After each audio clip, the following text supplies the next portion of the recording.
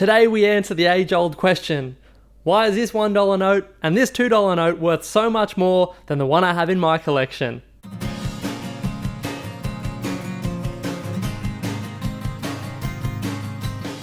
So let me take you back to the good old days of paper banknotes. The fascinating story of the star note dates back to our pre-decimal banknotes. So you may actually see star notes ranging from 10 shillings to the £1, the £5, and even occasionally the £10. But then for the decimal notes like we have here today, they were only ever issued in the $1, $2, $5, $10, and $20 note. So we never saw any star notes in the 50s or the hundreds. Star notes were issued from 1946 and the last were issued in 1972. So they had a run of 26 years in total, which means that if you're wanting to get a complete collection of all the pre-decimal and decimal notes, it's going to be a very expensive process. But the function of this video is education. So now you know a little bit about how long star notes ran for, which denominations they appeared in. But the question remains, what is a star note and why did they make them? So going back, as I mentioned earlier, occasionally there would be issues with the production run, and whenever an error was identified, we all know that some errors did manage to sneak through and are very popular with collectors, but whenever an error was identified at the time of production, that note needed to be removed from the print run, and in its place, a new note needed to be issued. So that was to maintain, let's say for example, I'll use round figures. So let's say that $1 million in dollar notes was authorized for production. They couldn't just not make a certain amount of notes because of errors or whatever it may be. So in order to maintain the consistent amount of currency being produced, star notes were implemented. And these star notes also had a secondary function. And if you worked in a bank and you were a bank teller and you were counting out a bundle of 100, all of those notes were issued in sequence. And I might take this opportunity to debunk another, maybe a bit of a misconception of the industry. And that is that if you have notes, unless they're particularly rare already, if they're in running order, so all sequential, that doesn't really add a great deal of value because all of the notes were issued in sequence. So if back in the day, and even today, if you go to the Reserve Bank in Martin Place in Sydney and you get a new bundle of notes, they will all be in running order.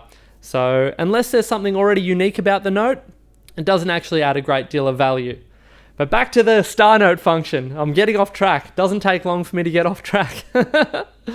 So if you worked in a bank and you were checking a bundle and you noticed that there was something wrong with it, for instance, there was a break in the sequence, the star note would be an explanation for that. So to explain why the notes were no longer in order and there was a break in the run, they would use the star note. So you knew that that particular bundle hadn't been tampered with and there was nothing suspicious to report and it was all above board. So there you go, a bit of a fun fact about a secondary function of the star note.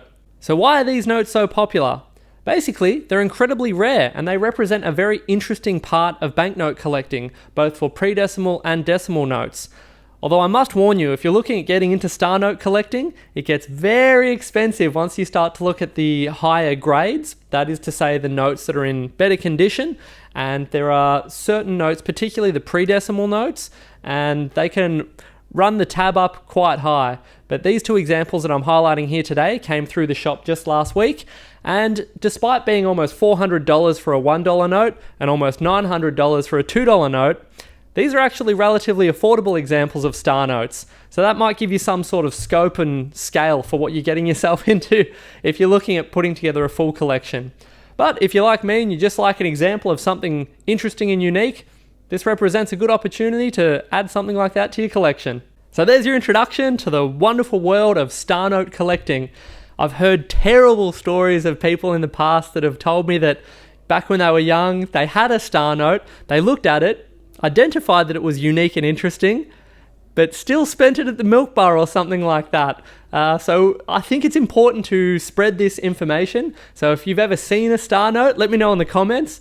Similarly, if you have a star note or something interesting and you're just looking for a little more information or you want a clearer idea as to the value, you're more than welcome to bring it down here to our Thompson's Coins headquarters here at Shop 8 in the Boronia Mall in Boronia, Victoria. We're open Tuesday, Wednesday, Thursday and Saturday. That's it. Let me know any of your interesting star note stories in the comments. Thank you very much for watching. If you're interested in coin collecting or banknote collecting, please consider subscribing to the channel. I do my best to put out educational videos and hopefully have a bit of fun along the way. Alrighty, that's it. Thanks for watching.